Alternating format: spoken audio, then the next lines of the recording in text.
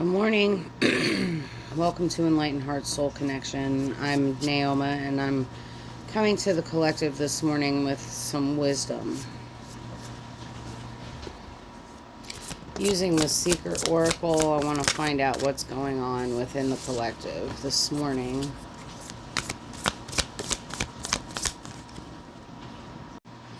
So the cards I'm looking at here on the table from the Secret Oracle are tell your story, balance your energy, and express gratitude is at the bottom of the deck.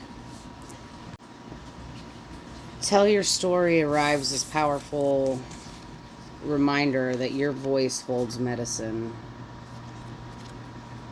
It also reminds me of the reason why I wanted to come on here today, because I felt like my general collective posts that I've been making recently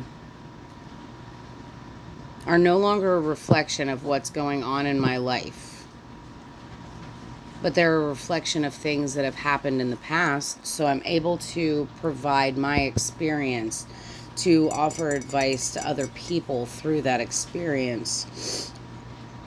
The chapters you've lived through, especially the ones you thought no one would understand, they're not shameful, they're sacred. This is your time to own your experience, not for validation, but for liberation. And Spirit's asking, what story do you need to tell yourself differently?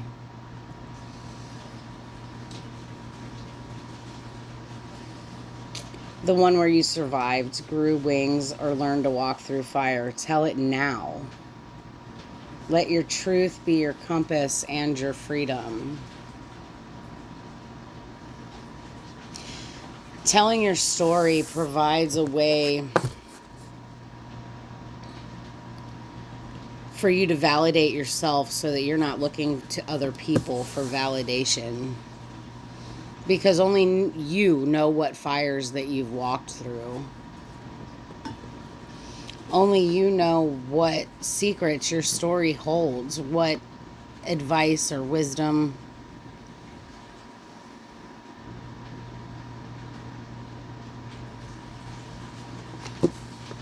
The next card, balance your energy.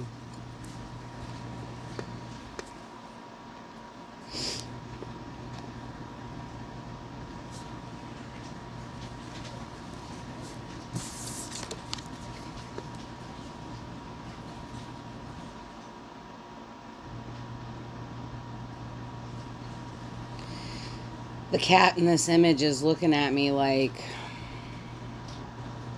what are you going to do? It's in a crouched position, like it's getting ready to pounce on something, like it's hunting. It's getting its balance together so it can pounce. This is your cue to pause and check in with your energetic boundaries. Where are you overextending?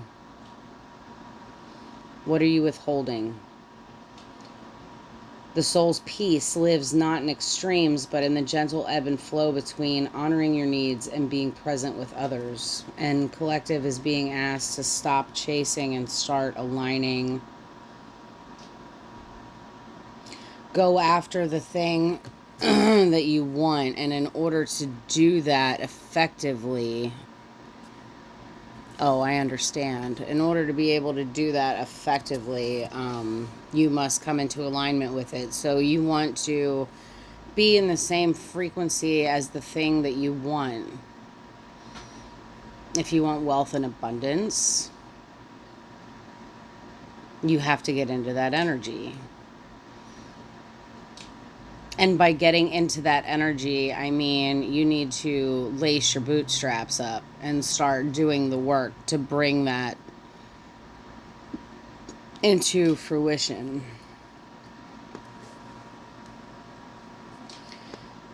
Underneath all of this is express gratitude. Though it's not pulled, it is the foundation. It's the bass note of this energetic song.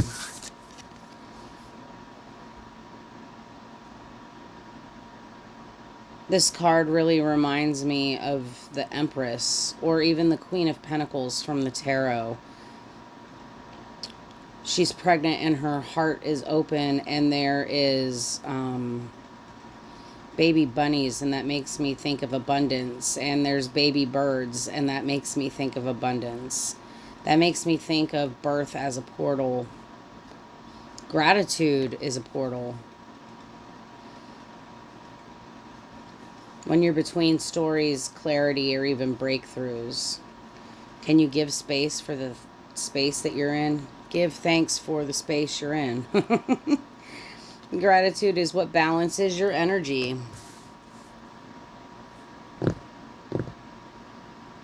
It's what gives your voice power. It's the thread that holds the healing together.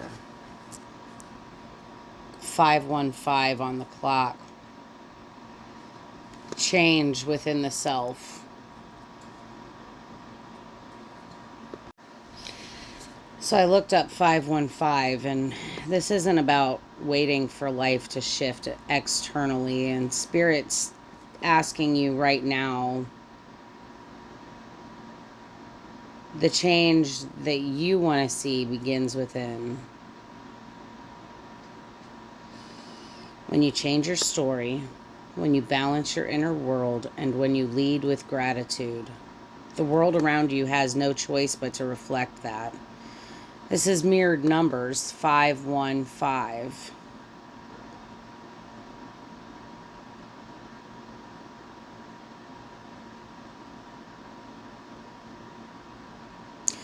Align your energy and your reality will follow.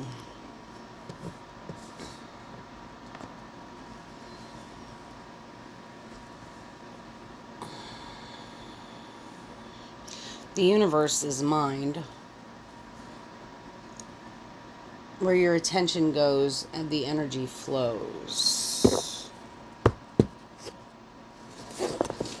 Tell your story, balance your energy, and express gratitude. What is this? Directly underneath express gratitude, I have the card, be a curious creature. That's interesting. So, be a curious creature definitely adds a deeper meaning behind this morning's message. It's a deeper layer, right? Gratitude opens the heart, but curiosity expands the mind. I mean, what I'm looking at here is a gargoyle perched on a branch, and what I'm seeing is behind the gargoyle is sacred geometry and math equations. There's a pentagram and a crescent moon. There's an Egyptian falcon, like all of these things.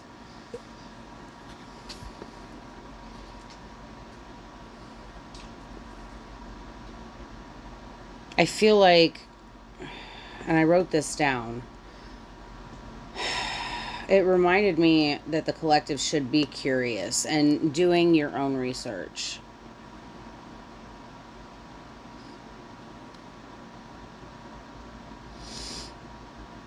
Also, while I was looking deeper at this card, I felt like this is about doing the work to come into alignment with the things that the collective wants to see. Spirit's nudging the collective not just to receive messages passively, but to actively seek, question, and embody truth.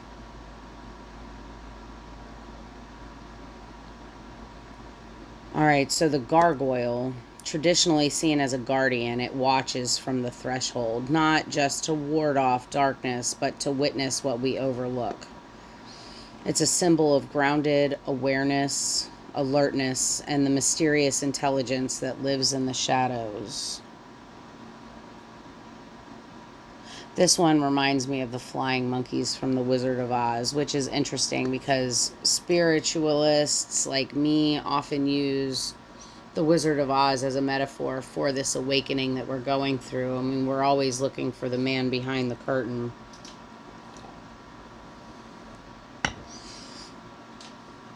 So the sacred geometry, I also saw an emissary wheel.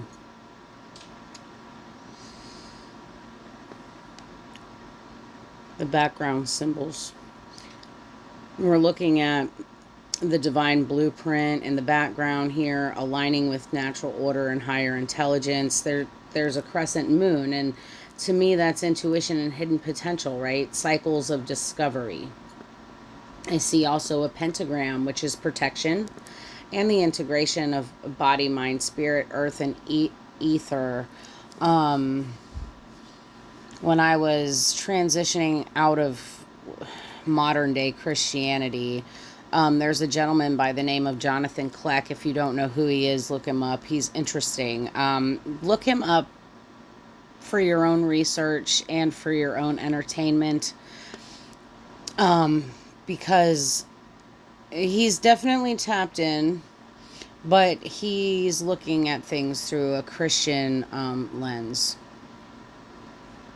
He's looking at things from a biblical lens, not a metaphorical or allegorical one, but he's trying to decode the subconscious mind of the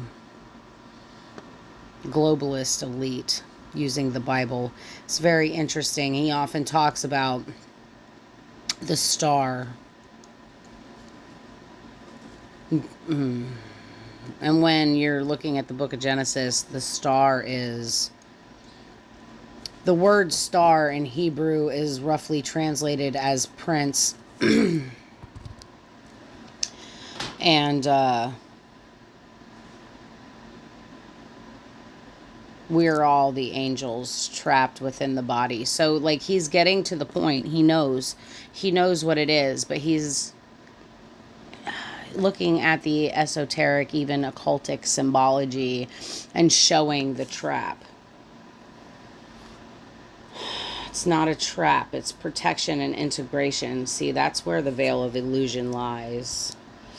Well, then I see E equals MC squared. Energy equals motion and constants squared. I think that's what it is.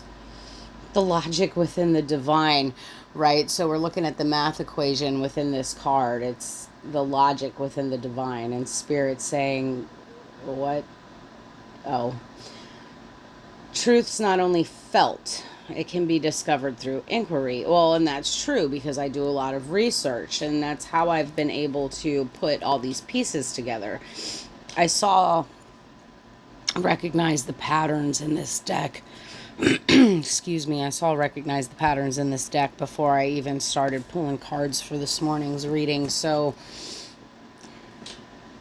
looking at the patterns, looking at the symbology, looking at all of this stuff, doing our own research, we're inquiring. So that way we're able to put the pieces together through pattern recognition.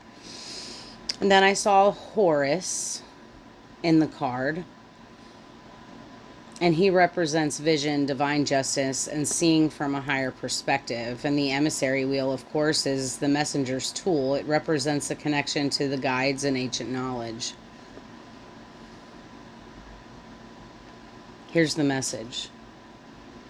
Don't just seek guidance, explore it. Question it.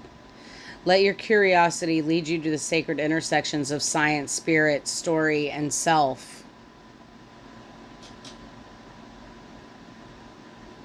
This is your invitation to do the work, not just manifesting what we want, but learning what it takes to align with it. Gratitude clears the fog, and curiosity keeps us walking forward. Curiosity keeps us in a state of inquiry. We're never going to know everything. We're not. There's not enough daylight on this planet in our lives. There's not enough daylight to learn everything. But what you can do is you can learn how to tap into the quantum realm. And suddenly all the information will start flowing to you. Once we open our hearts through gratitude, our minds must remain curious. Wisdom's not just handed to us, it's uncovered through wonder, through inquiry.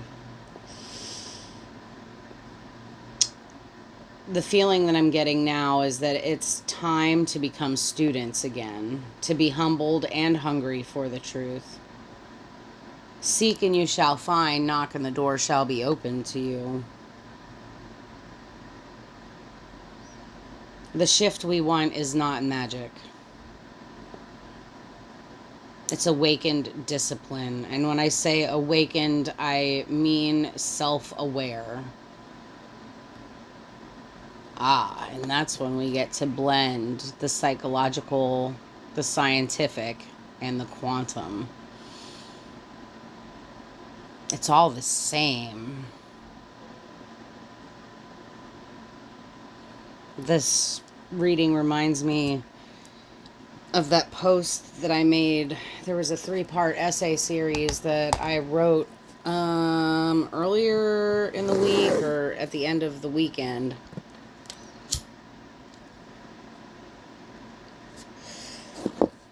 It's 3 parts, and it all had to do with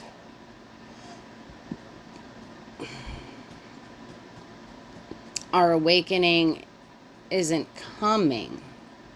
The rapture is not coming. It's already here. The energy of rapture is already here. Creation exists in the past, present, and future, and the only thing that exists right now is the present. Science and spirituality cannot be separated. It's all the same thing. What we are talking about spiritually is the quantum realm. How everything works is quantum. All right. Let's see what's next. I just saw 858 on the timer. So I've looked at these cards 3 different times, and 3 different times I've had a very difficult time recording this part of the message. What I'm looking at is very clear, chaotic energy. And I say that because as I was asking this deck, this is the Soul's Journey Tarot. And as I was shuffling the deck and pulling the cards came out. I haven't used this deck in a long time. They just started flying out of the deck in all kinds of pairings. So I took the pairs as they came out. And what I'm looking at here is the King of Wands paired with the Six of Cups, the Princesses of Wands and Cups, and then I've got this trio of cards here where we've got the Four of Wands, the Temperance, and Judgment. And what I'm looking at here, I'm looking at a King of Wands who is riding into the future.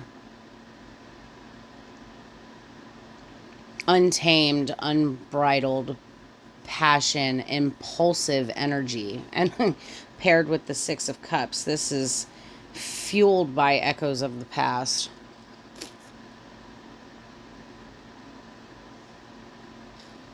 Our unhealed wounds become impulsive thoughts, impulsive action.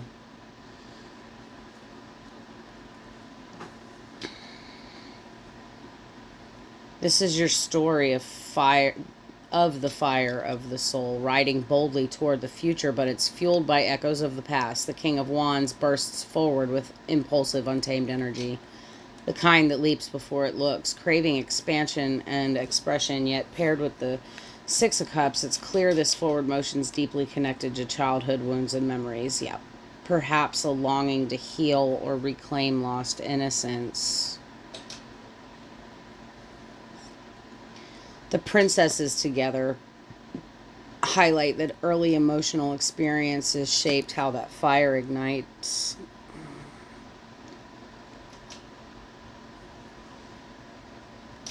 The impulsive, creative drive mingled with sensitive feelings and deep intuition. This can manifest for you as emotional reactivity or passionate creativity, depending on how integrated it is, and we're being asked to balance our energy.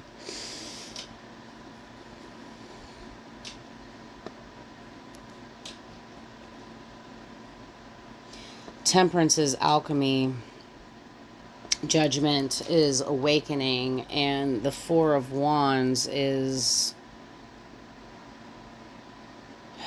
returning home and unions or reunions.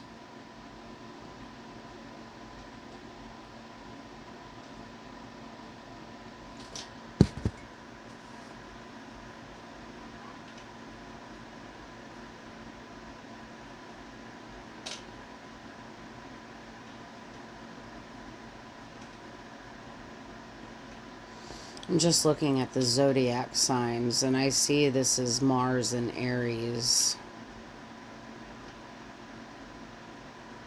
Passion and action.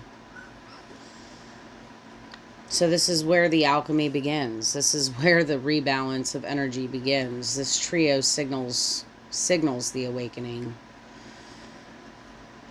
Collectives being called to balance and harmonize the fiery impulse with the receptive waters within. Temperance invites moderation and blending, teaching you guys to balance action with reflection and passion with patience. It's the energy of look before you leap. There's a call for reckoning, for facing our past wounds, just like the Six of Cups definitely pointed that out. We should do this with clarity and forgiveness so that we can rise renewed.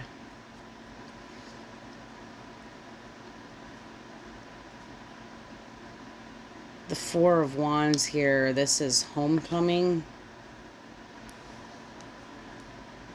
or a sacred union, not just with others, but a reunion with the self that's been fragmented by trauma or haste, as we see in this King of Wands.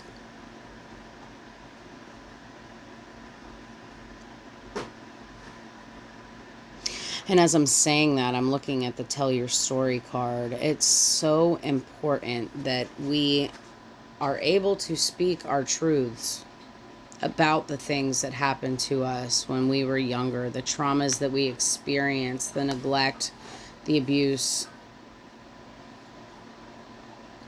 the unmentionable things that we have been hiding. My grandmother,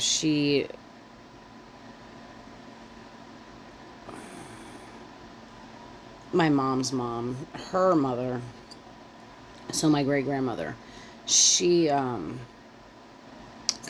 came from a long line of people with mental illness, and when she was 3 years old, she watched her mother be hauled out of the house by an ambulatory team that carried my great-great-grandmother Alice off to the Wake Forest Mental Hospital. So this was like 1924, 25.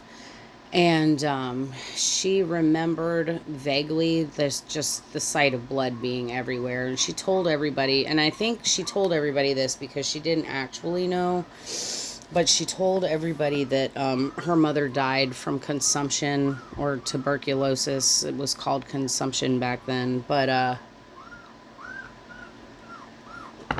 in reality, Alice lost it, tried to slit her wrists, ended up dying in the mental hospital from complications from her wrists. But my great-grandmother held that trauma in her. She may not have actually remembered what actually happened. And the only reason why I knew what actually happened, because my maternal grandmother didn't know a whole lot about the family's history, and I, doing some digging and research into my family tree, found the death certificate. That was the only reason why I knew.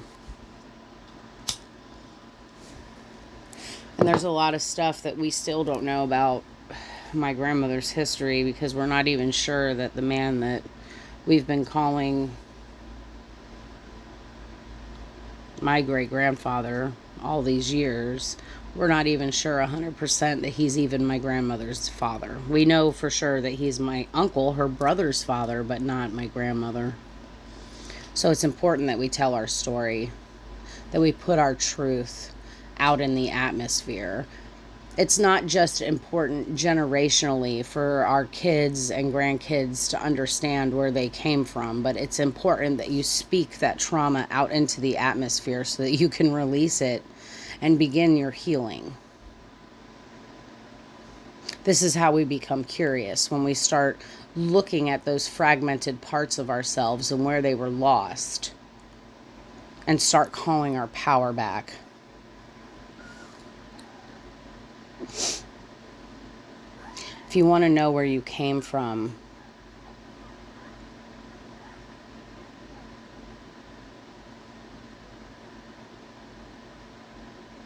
or let me rephrase that. If you want to know where you're going, you have to know where you came from. And in order to know where you came from, you have to be curious, and you have to tell your story, and you have to start digging and doing the work. So what I have wrote down here is that you need to recognize how childhood wounds fuel impulsive urges and emotional sensitivity. And then you should face those wounds honestly and bring balance to the inner fire and water. Alchemize it, transmute it. Celebrate the homecoming, the restored union within oneself. Yes. Okay, I see. So the Four of Wands here, paired with Temperance and Judgment. This is awakening through alchemy and balancing ourselves. The internal masculine, feminine, the light, the dark, the however you want to talk about it.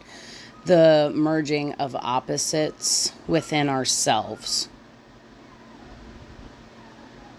We begin to integrate, alchemize, transmute, and become whole.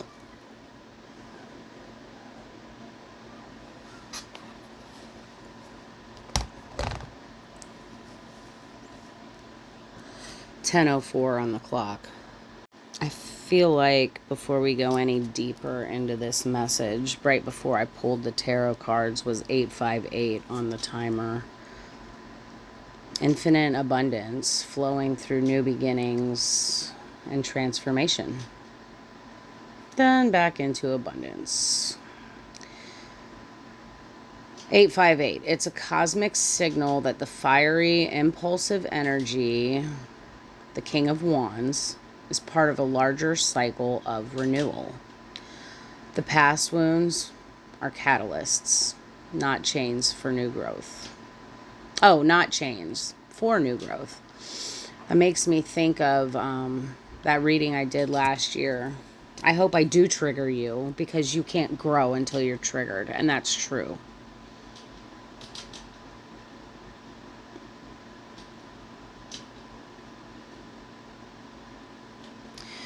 There's an opportunity for expansion here.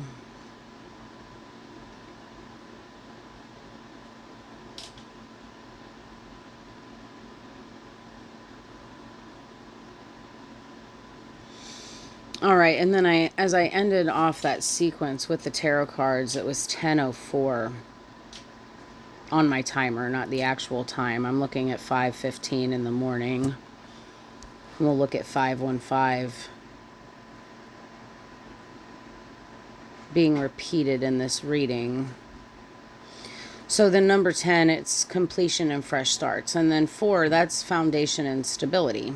The Four of Wands is a stable reunion. We create stability through balance. This suggests that facing the judgment and balancing your energies, you're moving toward a stable new foundation.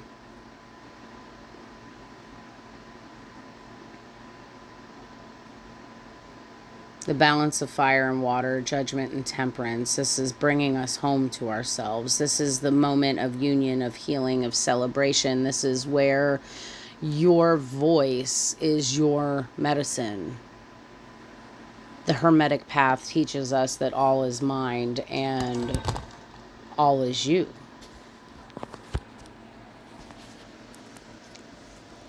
There's nothing in the universe outside of the self. Nothing. You're not separate from God. You're not separate from spirit. You're not separate from the tree in your backyard. You are everything within this simulation. So one more. Let's see what's at the bottom of the deck. Oof. The Hierophant. The Five of Pentacles. And the Five of Cups. 5, 5. 5, 5, 5 with the Hierophant. Hold, please. 555. At 5:15 in the morning. We're definitely looking at a reading that is extreme change. The Hierophant is about tradition, spiritual teaching, seeking guidance, community, and structure, and it asks us to align with higher wisdom and explore established spiritual paths. But the way that I'm seeing this right now, the Hierophant also can symbolize marriage. The Four of Wands can symbolize marriage, and we're looking at the sacred marriage, the divine union between the masculine, the feminine, the light, the dark, God and self. It's all the marrying of opposites. Five of Cups is loss and grief and focusing on what's going wrong or what's missing, and yet it hints at what remains. The Cups, they're still standing behind. It's emotional mourning, but it's also the potential healing through perspective. And as I'm looking at this card, she's holding a very full cup while looking at the cups on the ground that have fallen over. She's refusing to see that her cup in her hand is still full. She can make it overflow if she just reaches down and picks up what's left in the cups on the ground. Picking up the pieces. Five of Pentacles. This is hardship, isolation, feeling left out in the cold, but it's a reminder that help is nearby if you seek it. This is self-inflicted isolation, self-inflicted feelings of loss with the Five of Pentacles. Because in the traditional tarot, they're standing outside of a church and the lights are on in the church. They just have to walk through the door to seek shelter. But yet they're not. They're still standing on the outside, feeling left out. The card I'm looking at. Okay, I'm also seeing Mercury and Taurus here. So something about communication.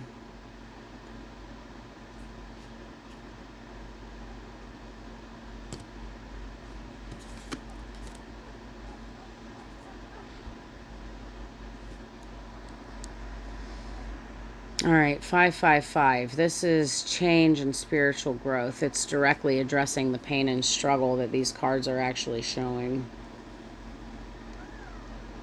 You guys may be feeling vulnerable or grieving losses or setbacks. Think of it this way. The Hierophant's inside the church that you're standing outside of. That church, that temple, is you, and the wisdom that you seek is within.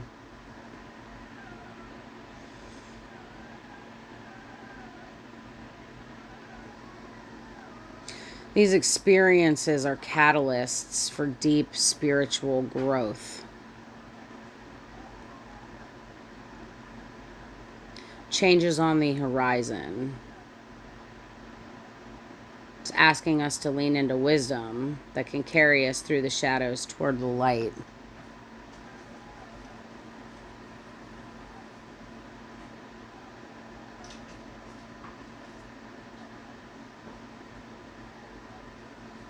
More Taurus energy.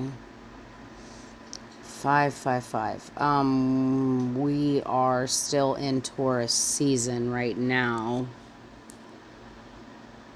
I'm looking up the symbology of Mercury and Taurus as well as the Taurus of the Hierophant card. We're in Taurus season. Mercury and Taurus is about communication, thoughts, and decisions that are grounded, deliberate, and practical. Mercury encourages us to slow down and speak or think with patience, stability, and persistence. This is balancing that King of Wands.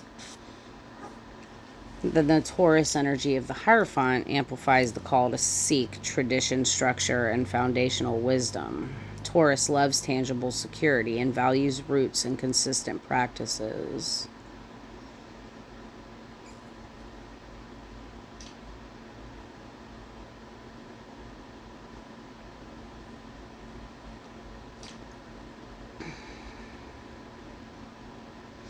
The way forward requires slow, steady communication or planning, not impulsive action. So we can't just be flying off the seat of our pants, off the seat, out of the, what is the phrase? I'm just flying by the seat of my pants, or hanging on by the seat of my pants, something like that. But anyway, that's what I've got coming through. That's probably a message for somebody, but you can't just rush in impulsively.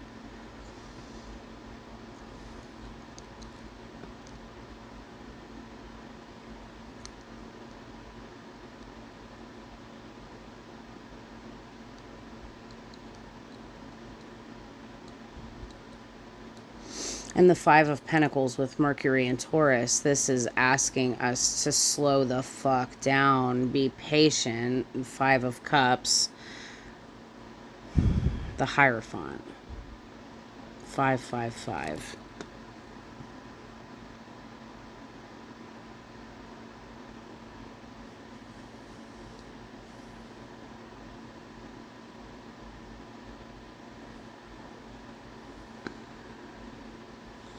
This Taurus energy is supporting us in building lasting foundations, even when the road feels difficult. This Taurus energy is trying to teach us to slow down, not be bullheaded.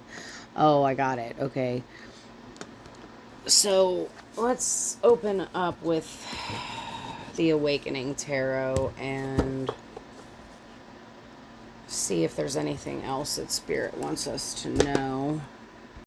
There's a shift from earth and fire to water and air here.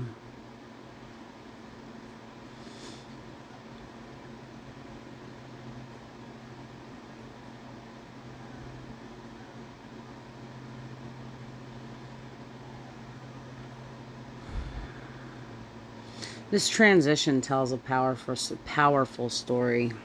Well, my words are starting to not work.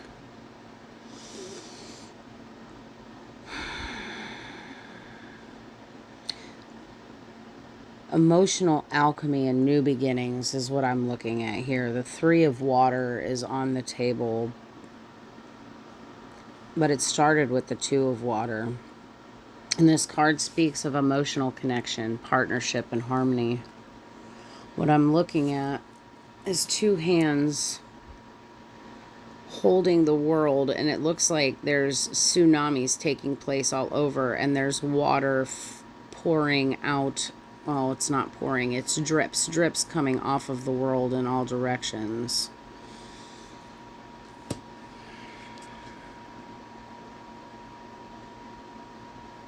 The world is being formed from the world is being formed from the water we hold in our hands. Two hands, two of water.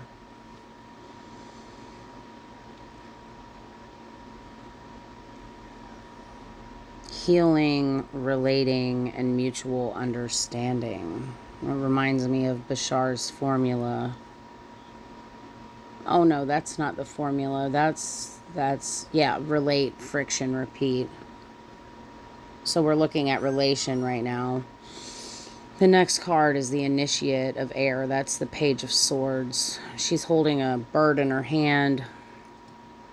She has a bird's nest on top of her head. Curiosity and new ideas and nurturing the seeds of wisdom. It's your inner curious creature calling you to learn, question, and explore.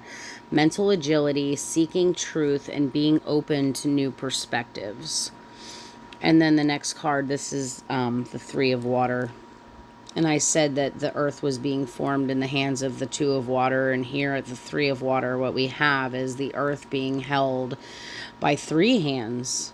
And there's a baby playing in, like like this earth is a bowl. And there's a baby playing in it like he's taking a bath. And there's water splashing everywhere. It's the energy of emotional alchemy.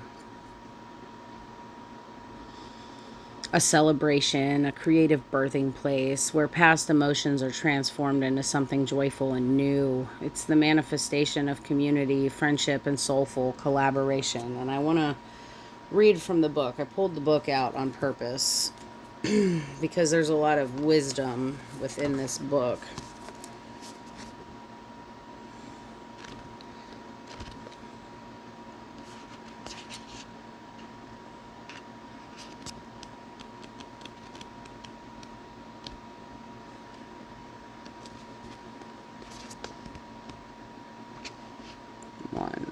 2 and 3. Together we can share the joy.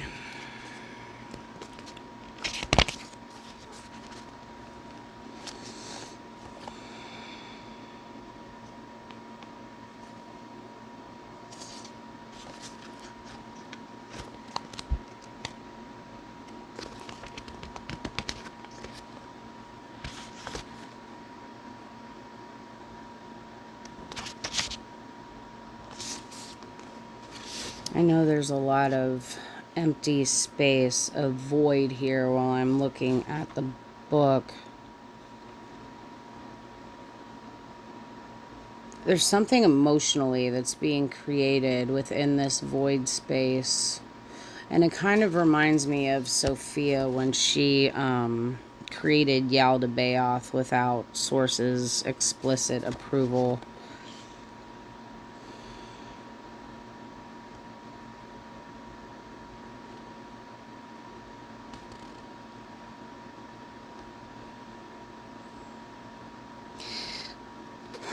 Well, I was hoping that while I was looking through here that there would be some kind of quote or spiritual guidance, but I guess not. Oh well. 505. 0. This brings me back to the singularity. The 0 point. Oh, yesterday I learned that you have to go through the singularity in order to get to the 0 point. The singularity is source. And the 0 point is you. Recognizing that you are source. 505. 5 is change. Change and transformation. Interesting. So I was talking about the void and 505. And I looked it up. And then I looked up the 0 point and the singularity. This is before I move into the next cards here. So the 5s on either side of the 0, they represent change, transformation, freedom, and evolution. Okay, 0 in the center, that's the 0 point field. The stillness between the quantum field, the void. The pure potentiality of you as essence.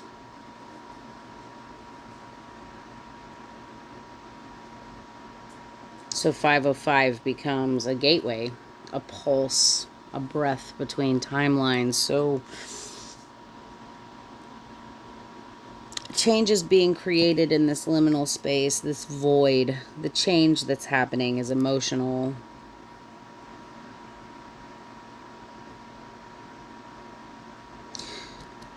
The world around us shifts when we come into alignment with that liminal space.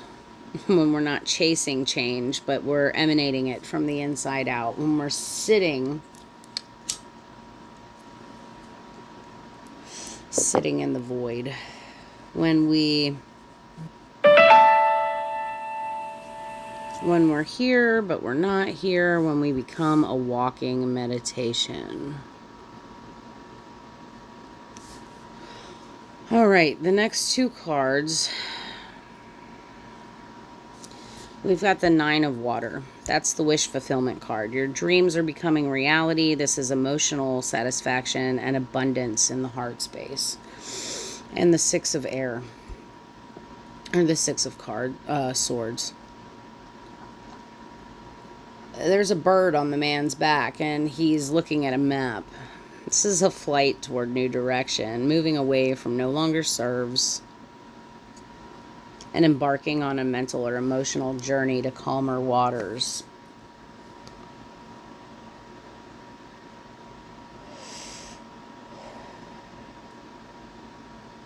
So this 9 of water promises wish fulfillment and emotional abundance, while the 6 of air invites us to fly toward new horizons, leaving behind what no longer serves. This is a beautiful cycle of mental and emotional renewal. A dance of heart and mind in harmony. Interesting. What I'm thinking about is We're not making decisions anymore based on our emotional turmoil. We're now learning new directions, new pathways that we can take to start making decisions logically from a calm place. And I was talking to my coworker yesterday because so here we are now relating. This is me telling my story, right? My coworker yesterday, she was telling me that she took out $1,000 loan to pay for her dog had to have surgery. She had pyometria over the winter time, and if you're unfamiliar with dog problems, actually animal problems, because pyometria can happen to cats and dogs alike. She had to take out a $1,000 loan to pay for this surgery. She's got a 160-pound Great Dane, and it was going to cost her $2,000. Well, she took the advice of the vet's office because she was in such a panic. She was getting ready to lose her dog, and this surgery had to be done as an emergency surgery. So the vet's office was like, well, try this loan company. So she did. And she took out a loan for $1,000, not realizing that she had a and this is a message all in itself, $466 percent, 466.77% is the interest rate on this loan. And she was like, I don't understand. I've been paying on this thing for 4 months now, and it's still saying that I owe like $3,000. And I was like, Wendy, that ain't even right. How much was your percentage? How much was this? Like, I invited her to go look at the email with all of the information on it. And when she finally found the email and looked at the email, she realized she fucked herself. She fucked herself real hard. And last week when I was doing the yearly reviews for all my staff, we had to have a conversation about, her emotions and her decision-making process. And she's allowing her emotions to dictate her life. And this is a perfect example of it.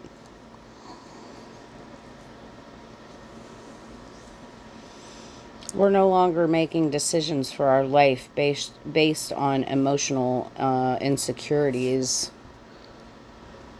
We're keeping emotions out of the decision-making process.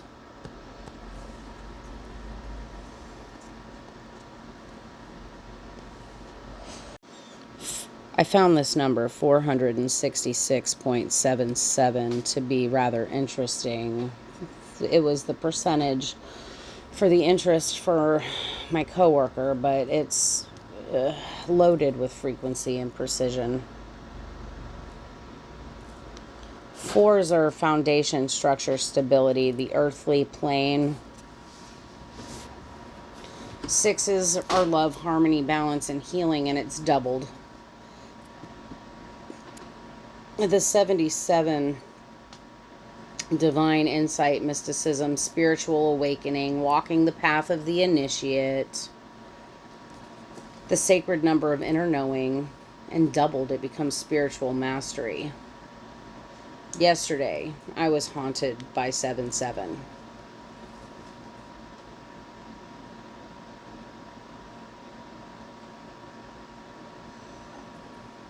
Four, 6, 6, 7, 7.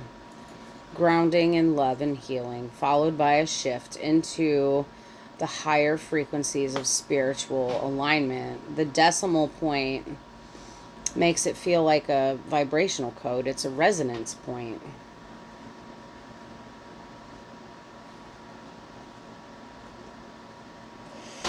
$466.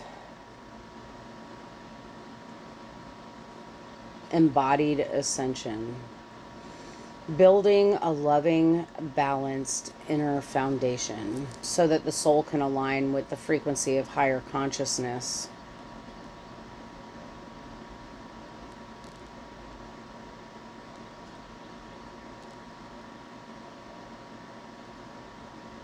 We're being fine-tuned into a higher octave. And if you're familiar with music. An octave is 8 notes. C to C is an octave. The human hand can naturally reach a full octave on the piano. So from thumb to pinky stretched out, we have middle C, upper C. And we're moving into the frequency of middle C into the next set, the next octave. We're no longer being just basic bitches or non-player characters in the game. We've woken up to understand that the game is just us. We're anchoring our ascension through this 466-77. At the bottom of the deck, the Artist of Fire, she stands out. This is the Queen of Wands.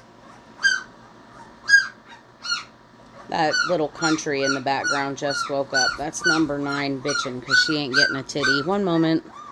My goodness, she is so upset. Okay, Artist of Fire, Queen of Wands. This is the sacred creator. I mean, I'm looking at a kiln.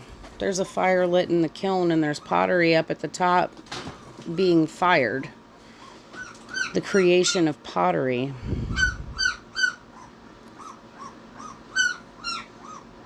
This is the one who channels spirit into form through passion, movement, and vision. You're no longer working with fire impulsively. You're mastering it, crafting with it. It's intentional. It's sacred. This is what balances that impulsiveness of the King of Wands, where he's just riding unbridled, not even sitting on his horse properly. This is the balance of that fire.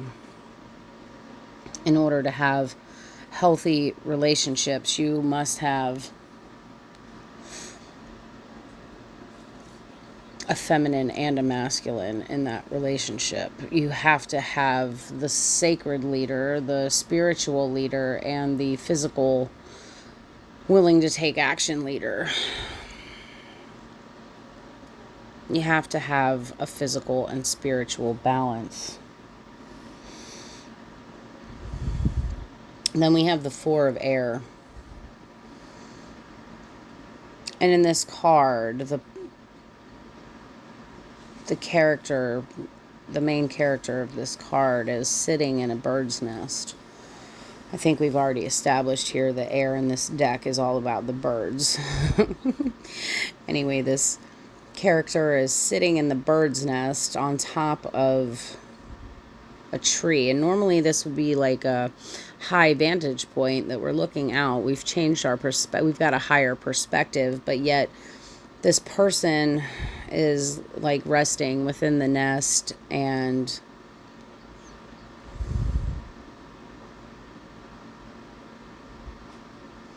looking very like the posture is just not a posture of confidence, though it should, because it's being balanced out by a lot of fire. The Two of Fire just above it as I'm looking at the table where the cards are laid. Rest, integration, sacred stillness. This is the space. Oh, yes, this is the space between breaths. This is the 0 point.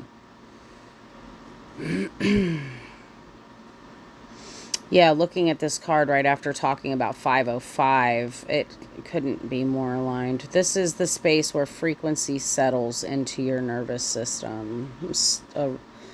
Nervous system recalibration.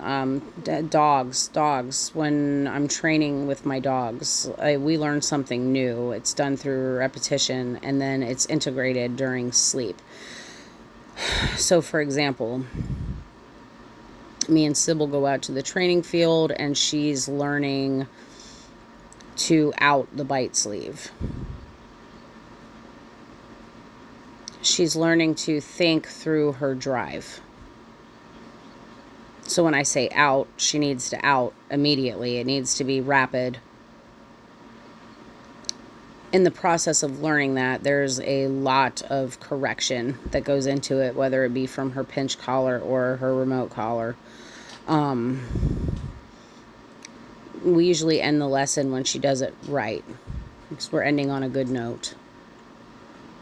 But then she's got to integrate that lesson, so the next time we go out to the training field, she's doing it right. I should have very minimal correction on the next time. So usually after about 2 hours of IGP training, she sleeps for about 3 to 4 hours. And then we go back either the next day or the next week and we repeat that lesson. If we go the next day, she's usually got it right. 1 or 2 corrections. And then she's biting and outing, no problem. It's 4 of air. It's the rest in order to integrate.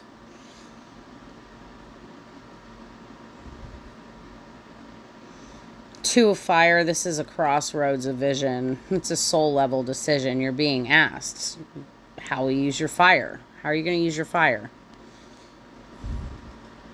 What direction will your new self point toward now that you've moved through the 0 point?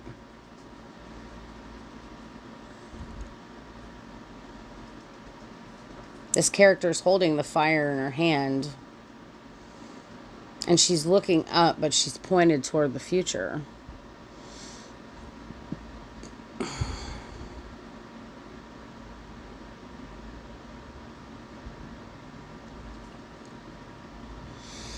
The cosmos. This is source, the all, the singularity, the infinite potential. So you've passed through the inner 0, and now you're face to face with the macro, your divine mirror. The macro, your divine mirror. Pay attention. Everything around you, everything in your life, and I know that this is a long reading this morning, but everything in your life is a mirror reflection of your internal world. The coworkers that irritate you, the boss that gets on your nerves and micromanages, this is all an expression of your internal universe. The macro is the micro reflected.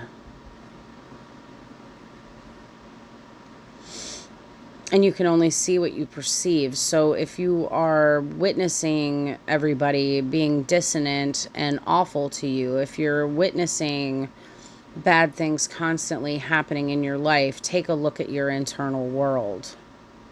What is going on internally that is creating this external dissonance? Are you having a bad day? Why are you having a bad day? It all begins with the choices that we make. All right. Finally, we've got the Lovers here. It's called Intimacy in this deck. Divine Union. Yeah, so this isn't romantic. This is sacred. This is the intimacy with self, with source.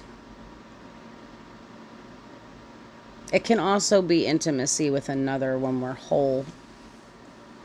But the collective that I'm talking to, you're coming into wholeness, but you're not quite there yet. But here's the thing, is that you never were fragmented. You were always whole. Now you just have to change your perspective, right, in order to be able to see it. After all this healing and realignment, this card is asking, are you ready to be deeply seen by yourself, by spirit, by love, by the cosmic heart?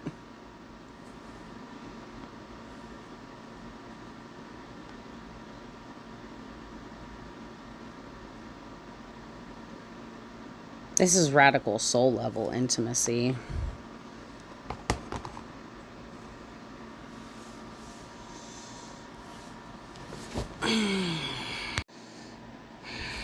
Right at 11 on the timer, Spirit handed us 2 final soul lessons. Revive the dormant and admit your vulnerabilities. This is your call to awaken the parts of yourself that have been asleep.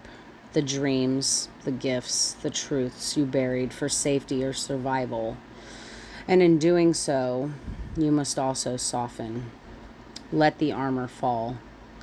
Admit where you're still feeling tender, because your power is not in perfection, it's in your willingness to be real. Your power is your authenticity. Then came the card from the Akashic Truth Oracle, deception. You're not seeing the whole picture. Maybe someone's hiding something. And then this also reminds me, that was the card from the Energy Oracle this morning for the collective post, for the morning message for the collective, was deceit. Maybe someone's hiding something, or maybe it's you hiding from your own knowing. Spirit brings this card not to shame, but to liberate. The curtain is lifting. What are you unwilling to see? And this directly reminded me of my Wizard of Oz analogy from the beginning of this reading. You know, pulling the curtain back on the man behind the curtain on the wizard. Right after that, I got the card study, echoing back the energy of be a curious creature. It's a new endeavor on the horizon, but it requires your presence, your willingness to learn, your openness to receive. The teacher will come, the wisdom will find you, and it also echoes back this Initiate of Air card from earlier as well. Anchoring it all at the bottom of the deck is trust in yourself. You've made it this far for a reason. You have the keys. Now it's just time to trust that your soul knows the way forward. Trust is what opens the portal to your highest timeline.